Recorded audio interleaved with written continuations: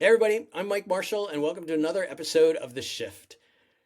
October is National Breast Cancer Awareness Month, so this week we're talking about the intersection or the link between alcohol and cancer, specifically breast cancer. And our focus is on the country of Ireland. Yes, the land of Guinness Stout and Irish whiskey, but they are leading the way in requiring the alcohol industry to put warning labels on all their products that talk about the link between alcohol and cancer. I had this great conversation this last week with Sheila Gilheany in Dublin, who has been at the forefront of the effort both to get policymakers to require this, but has also dealt with significant blowback from big alcohol. The alcohol industry does not like this. And she has some thoughts additionally about what we could do in the States to actually replicate their success and begin to require the same level of education here in the States. So I really enjoyed this conversation. I hope you do too.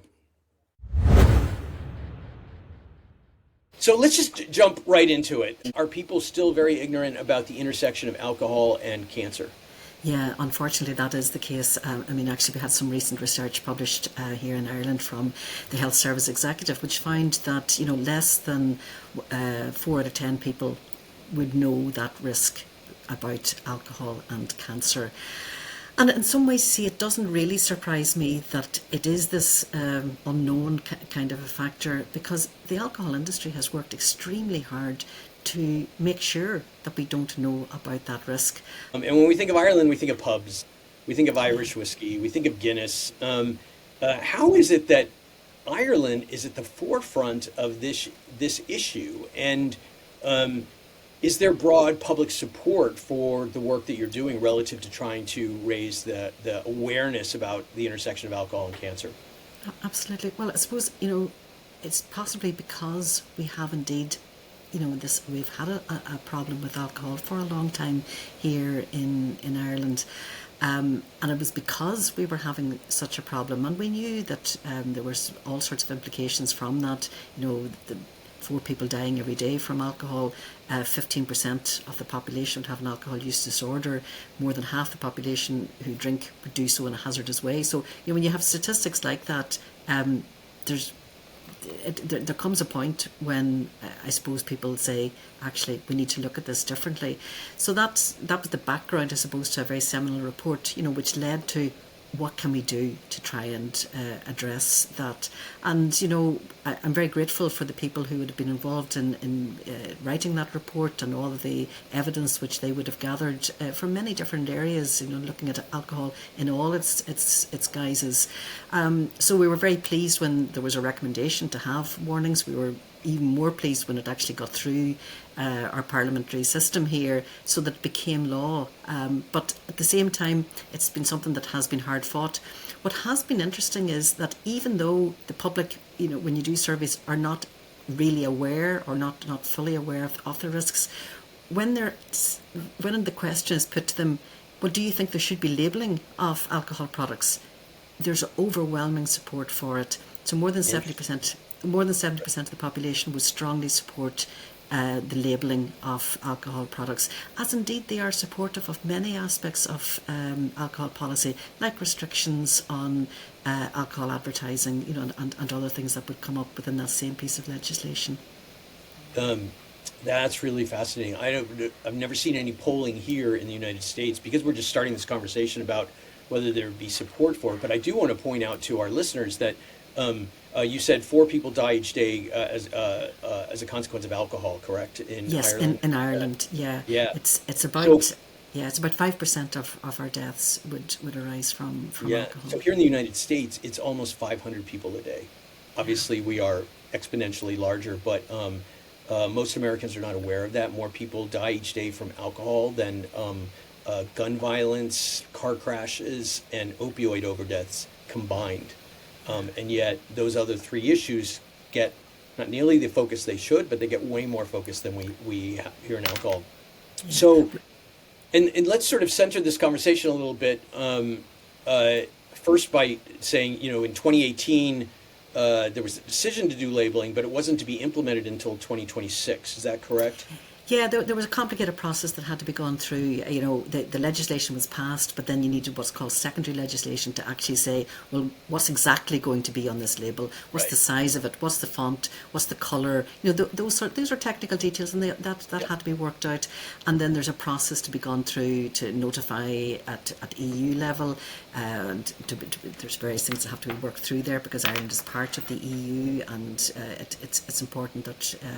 The single market rules are abided by. But you know, there was an acceptance within the EU that Ireland's particular position was such that having these labels was justifiable. It was a necessary, if you like, condition. Right. It was seen as being proportionate to the scale of the problem that we were dealing with, both in terms of a cancer outcomes, but also other warnings that were on the labels, like, you know, liver disease, you know, that alcohol causes liver disease, and very especially a warning about not drinking in pregnancy, because sadly Ireland has a very high rate of fetal alcohol spectrum disorder. So it was quite a comprehensive label that was there.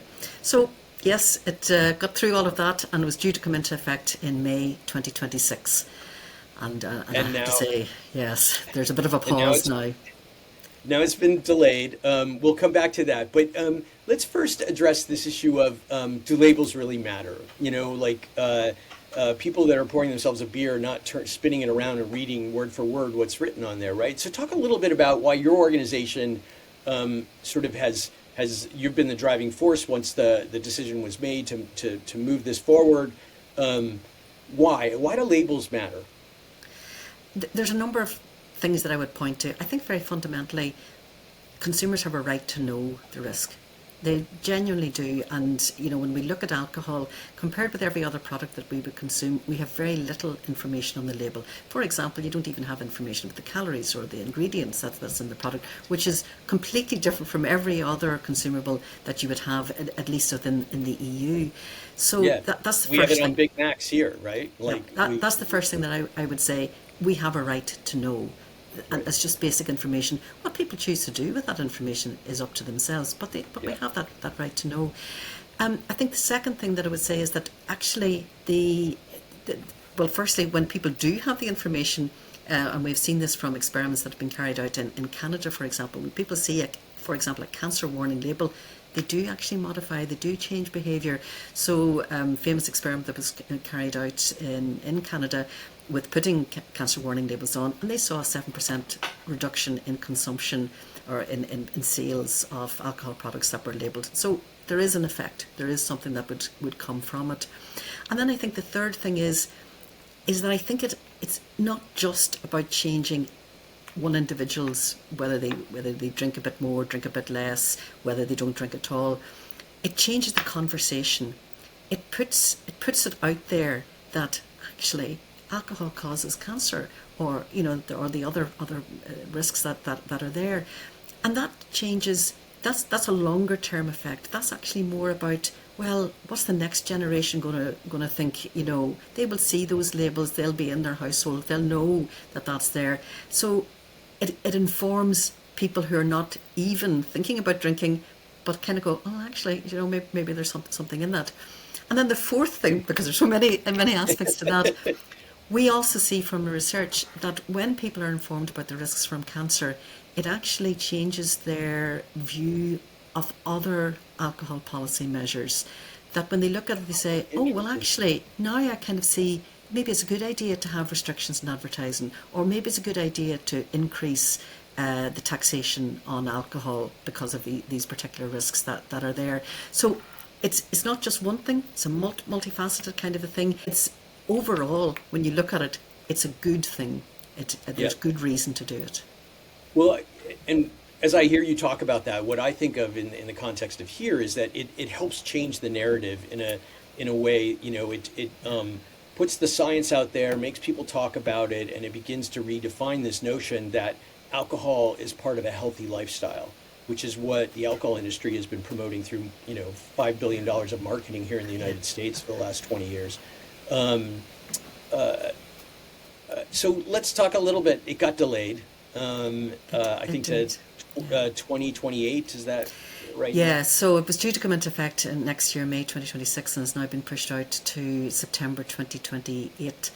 And, Talk about that. Talk about the opposition. What were their arguments? And like, do you think in 2028 they're going to try and kick the can down the road again? well, we know that from the very outset, from the first mention of warning labels on alcohol products, the industry was massively opposed to this. And they made this clear in all sorts of different ways. Obviously through a huge amount of lobbying with politicians, policy makers here, and they were putting forward arguments that just simply were not true. So, for example, on the cancer one, it was very much, it doesn't really cause cancer. It's only at this, you're drinking at a very high level that there's a slim risk or whatever. So it was always doubting the evidence, putting forward, this confusion, everything causes cancer. There's different risks from different things, and we can't be separating it out. So that was a very big part of it. Then another element to the objection was, it's just such a burden. We can't possibly manage to be putting on these labels. And that was said a lot. Even though this is the same industry that can turn around their own labelling very quickly, like when they have Christmas specials, for example, you'll have personalised labels. You can see all sorts of things, and that they're well able to do it. But actually, there was a number of things that was actually very cleverly done in the legislation, because it was said, it'll really affect exports. This label is only for Ireland, and we can't be having a different label for Ireland compared to somebody else. Or if we have imports coming in, will they import into this country with a different label? Well, as it is, the alcohol industry is well able to manage different labels for different markets. There's a specific label for the USA, for example. So Irish whiskey coming from here to the USA has to follow particular rules. If they're exporting to Germany, to Denmark with whiskey, when there's colourant in it, they have to state those colourants. So, because there are particular laws in those countries. So they are already well able to do it. But a clever thing that was done in the legislation was to say, well, do you know something? It's actually not, the burden is not falling on the producers. The regulation actually applies to the retailer. So if a retailer wants to sell a product and the manufacturer hasn't put the label on it, the retailer can quite simply stick the label on. And I thought that was actually genius. It was really, really a good approach, because it was reducing the burden. And I can appreciate, yes, there may be small producers who said they couldn't possibly do this. Well, you know what? They don't have to do it. It's actually down to the retailer, to the supermarkets or wherever else it's been sold to have that. Well, that's good to know, because here labeling is regulated at the federal level, the national level, but states have an awful lot of authority around alcohol, and instead of trying to change federal labels, we could probably in some states just require states to slap extra stickers on, which they of course will scream about as well. It didn't surprise us that at the start of the year, and the mood music, shall we say, really came to the fore, and it became very clear that the alcohol industry was fighting strongly against this. And what they used at this stage was, the whole question of tariffs, USA and tariffs being introduced, right. And that became, the reason to start to look at this. But you know what? It wasn't about the tariffs. It was just that was the excuse at this particular time. So we had a lot of sob stories kind of going out of this terrible regulatory burden and this changed trading environment. And it was clear that they had very good access to senior members of the government here, to the Taoiseach, the Prime Minister, and to various senior members of the government. The thing that struck me when I read the news reports about it was the government just said the thing out loud that you would think they would be embarrassed about, which is meeting a public health obligation or informing the public is not as important as protecting the profit margins of the alcohol industry. And they just said we have to delay it because it's too much of a financial burden to communicate to the public how their health may be impacted. Yeah, that would happen here too, right? Like there's just not a cognizance that the priority of government should be the health and well-being of the population and not the health and well-being of Guinness shareholders. Yeah, absolutely. What became in Ireland the big issue was actually whiskey producers. And the whisky industry in Ireland has a serious problem of overproduction. So it used to be like 20 odd years ago, there was maybe a handful of whisky producers, two or three in the country. Now there's more than 50. And there has been a lot of money poured into this. And you know what? There's just too much whisky being produced and there isn't a Right. market for it. So The same is true here in the United States. All the craft beer, all the wine, the explosion of wineries, like there, that's never part of the alcohol industry's uh, cognizance or arguments because they're oversaturated. They're just manufacturing too much alcohol to meet the market demand. that is exactly what happened, and so this sort of came to as it was a crunch in this year. There was a number of distilleries, basically ran out of road, and they were needing to close. And the government here, the Irish government, had invested quite considerably through various funds into the whisky industry. So I think there was a degree of embarrassment, that's also an element in this in the story. Of course, I find it utterly shocking that the government is investing money in a health-harming product that costs Ireland about 14 billion annually, 2.5% of our GDP. So there's so many contradictions within that, but that was the argument that came to the fore. I do believe if it hadn't been that argument, it had been something else. Right, of course. And this is an industry that was fighting extremely hard against this. And it's very interesting when you look at something like Heineken's annual report of what they say about labelling. So they're not talking there about niceties of, how many cancers are really caused by alcohol or anything like that. They just say straight to their shareholders, labelling will cause people to drink less Heineken. And if you look at it, that's what they say in their risk management section. And they kind of go, yep, that's exactly it. That's what we're hoping for. That we'll just drink a little bit less, and that's the bottom line. All these, periphery arguments about, the burden and the label and can we cope with putting red on it? There's ridiculous arguments and things like this that were being said. No, it comes down to it, an absolute fear that we might just drink a little bit less. So let me ask you real quick about that. What will the labels say once once it finally happens? Are they do they say multiple things and they shift, or is it just one standard label that's going to be applied?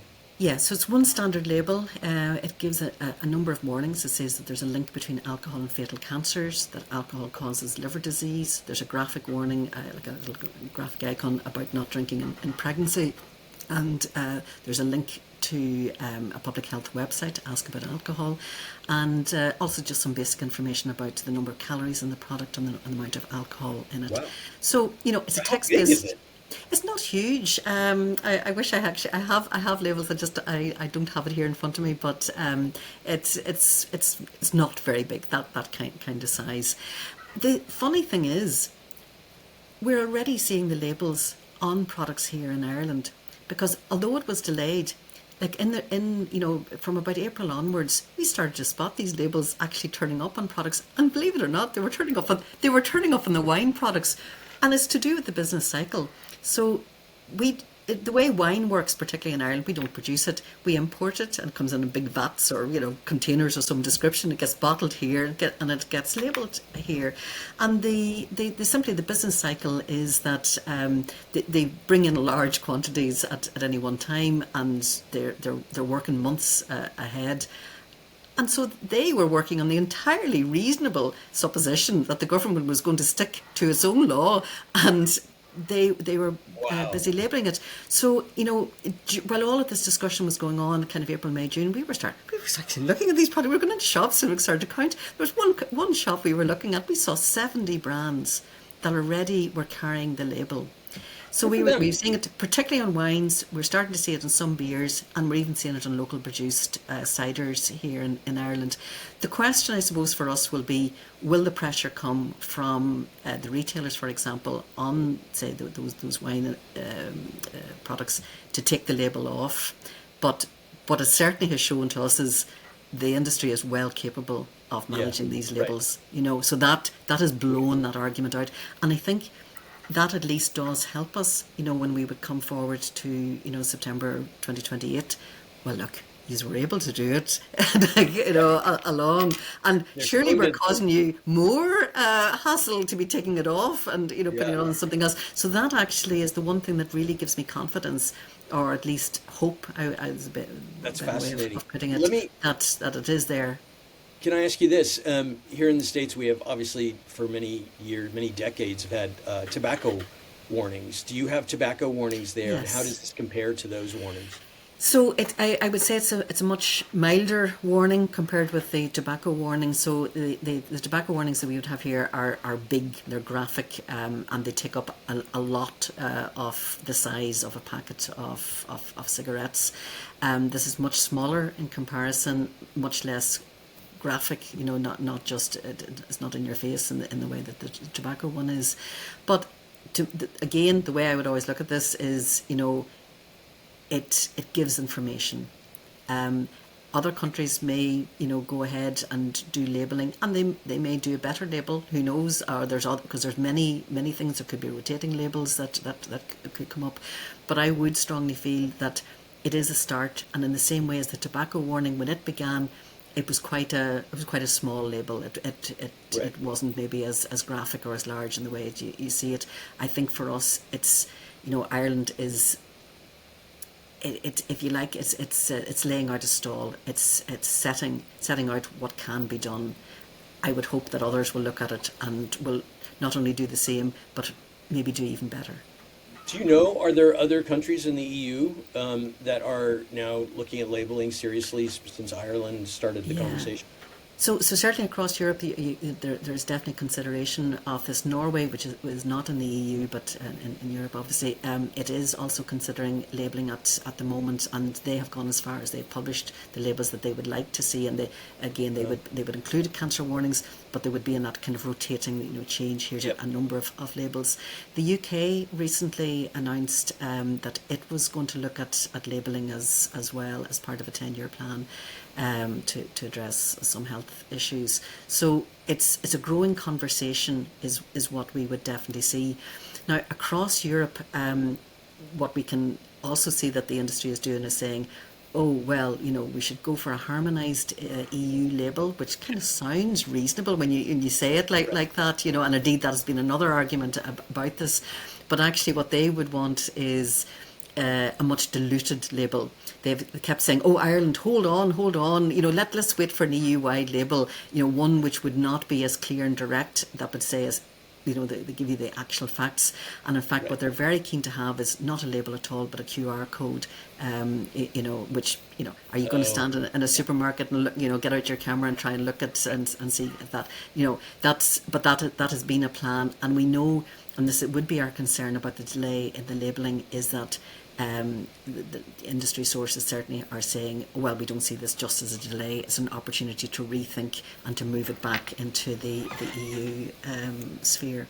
So yeah. it's right Delay and obfuscation seems to be, alcohol industry's strategy around every piece of legislation they don't like, right? And yeah, instead of just being adamantly opposed, oftentimes arguing that there needs to be more conversation, there needs to be more consensus, or there needs to be a standardized version of it, which always delays or delay. yeah, This from the same industry, because we do have EU-wide legislation that says that you have to have, the ingredients, and calories and whatever and stuff like that. That dates back to 2011, and they got a derogation from that. They couldn't possibly manage to have to comply with that. So it's quite galling to hear them saying, oh, and now we need an EU-wide label, when they wouldn't actually go with a plain, simple one telling you the amount of calories, So, So we're running out of time, but the last question I have for you is, what is your advice to us, the U.S. Alcohol Policy Alliance, to advocates across the country, to policymakers here, based on the process of the last 10, 12 years? Do you have three pieces of advice that you would give us? Either, definitely do this, or definitely don't do this. I certainly think doing surveys, getting polling data to show public Yep. support for it. I think politicians are very interested in hearing that Popular. Yeah. that is popular. I think that's definitely the first thing I would say. we, in our campaign, we used every possible opportunity to draw attention to the need for labelling. So every time we saw a report coming out about, alcohol-related cancer or anything at all that was related to that, we would have had a press release out straight away saying, look, Minister, we can see this. Why are our citizens not being informed about this risk? So I think keeping up the momentum in the media is extremely important. And then the other thing I would say is pulling together support from multiple different sources. So in our own campaigns, we would have worked with multiple other organisations, so liver doctors, people working in mental health, people working in cancer, so that there's many voices saying, the need for this. So a coalition is an extremely important element of that, because it can't just be one organisation saying this. You do have to have these different things, and it's pulling on the expertise of these many different groups as well, who can give a perspective, say about cancer, or say about FASD, or about liver disease, right, and the different elements that are there, and it helps make the message, I suppose, would resonate with a greater variety of people and policymakers. Well, Sheila Gilheany, thank you so much. This has been a really great conversation. I'm that much more evangelical about the need for labeling here in the United States. And thank you, to your organization, Alcohol Action, for leading the way internationally, right? Like, we all have a real interest in your success, and it'll mean that we'll be more successful. So thank you so much for being the tip of the spear, as I like to say. Well, thank you. It's a pleasure to talk about that. Thanks for listening to The Shift. I'm Mike Marshall, and together we're shifting America's alcohol story. If you found today's conversation useful, please follow or subscribe wherever you get your podcasts, and share it with a friend or colleague. For more truth, research, and ways to take action, sign up for our newsletter at alcoholpolicy.org. That's alcoholpolicy.org. And if you believe in this work, consider making a donation to support the U.S. Alcohol Policy Alliance. Until next time, keep moving the conversation forward.